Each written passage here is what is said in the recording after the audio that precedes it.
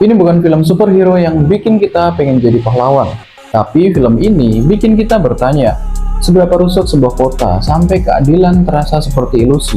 Kalau kamu berharap film The Batman Part 2 ini jadi film superhero penuh aksi cepat dan dialog heroik, film ini sejak awal seperti bilang, turunin ekspektasimu.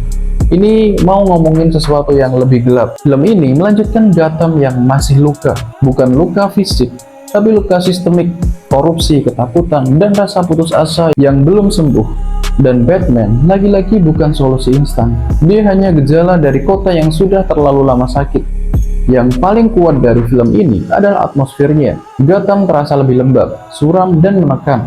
Seolah setiap sudut kota menyimpan rahasia yang siap menyeret siapapun ke dalamnya. Batman di sini bukan sosok yang serba tahu.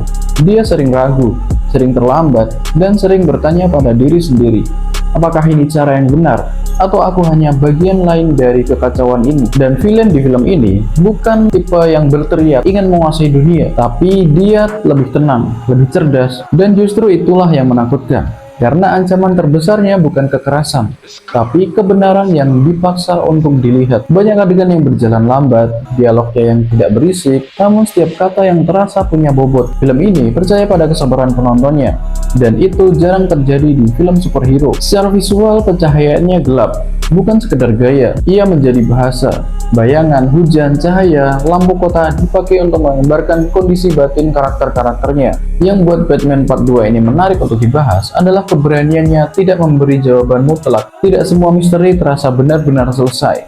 Karena hidup di Gotham, dan mungkin di dunia nyata, memang seperti itu. Film ini bukan tentang menang apapun kalah, tapi tentang bertahan tanpa kehilangan kemanusiaan. Nah, sayangnya, film The Batman Part 2 ini jadinya dijadwalkan tayang pada 1 Oktober 2027, bukan 2026. Setelah beberapa kali penundaan dari jadwal awal tahun 2025 dan 2026, proses syutingnya sendiri direncanakan dimulai pada musim semi 2026. The Batman Part 2 bukan film superhero untuk semua orang, tapi kalau kamu suka cerita kriminal yang kelam, penuh makna, dan realistis secara emosional, film ini bukan cuma layak untuk ditonton, tapi layak untuk direnungkan. Menurut kalian gimana? Tinggalkan komen di bawah. Sekian dariku, terima kasih.